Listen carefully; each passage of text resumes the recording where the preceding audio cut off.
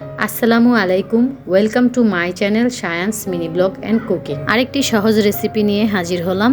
আমি যেইভাবে পটল ভাজি বা ভুনা করি সেই রেসিপিটাই আজকে আপনাদের সাথে শেয়ার করব।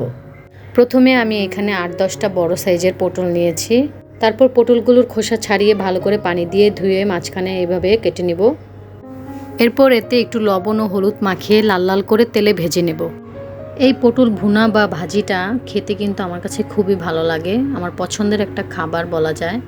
খুবই অল্প সময়ে অল্প উপকরণ দিয়ে এই রান্নাটা কিন্তু করা যায়। আপনাদের আঞ্চলিক ভাষায় এই রেসিপিটার নাম কি অবশ্যই কমেন্ট বক্সে জানাবেন। একটু লাল লাল করে পটলটা আমি ভেজে নেব। আমার পটল ভাজাটা প্রায় শেষ। তারপর এখানে আমি আরেকটু তেল দিয়ে 1 কাপ পেঁয়াজ কুচি দিয়ে ভালো করে লাল লাল করে ভেজে নেব।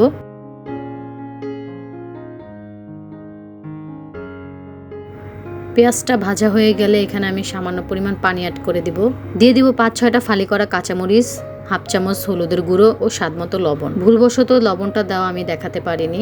মশলাটা ভালো করে কষিয়ে ভেজে রাখা পটলগুলো দিয়ে দিব।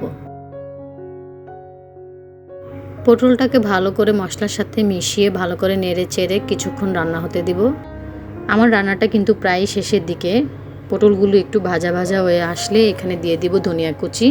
একটু নেড়ে চেড়ে চুলাটা অফ করে দিব। গরম গরম ভাতে কিন্তু এই গরম গরম পটল ভুনাটা খেতে অসাধারণ লাগে। আপনারাও বাসায় অবশ্যই ট্রাই করবেন, এভাবে রান্না করে দেখবেন, খেতে কিন্তু খুবই ভালো লাগবে। আমার এই রেসিপিটি যদি আপনাদের কাছে ভালো লেগে থাকে অবশ্যই আমার ভিডিওটিতে একটি লাইক দিবেন এবং আমার চ্যানেলটিকে সাবস্ক্রাইব করে পাশে থাকা বেল আইকনটি প্রেস করে অবশ্যই আমার পাশে থাকবেন। সবাই ভালো থাকবেন, সুস্থ থাকবেন। আল্লাহ হাফেজ।